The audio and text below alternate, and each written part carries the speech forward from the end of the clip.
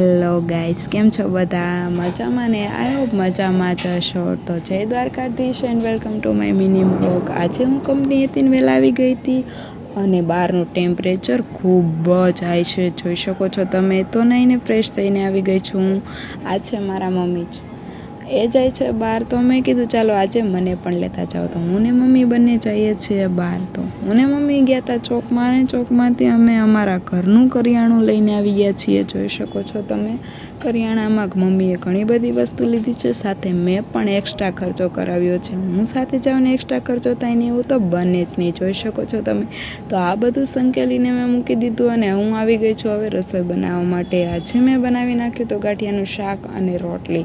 તો આ બધું પતાવીને જમીને હું ને ભારતી બેસી ગયા હતા ગેમ રમવા માટે. ભારતી કે આજે તો હું તને નહીં જ જીતવા દઉં. મેં કીધું તું રમે છો કોની સાથે, એ તો જો.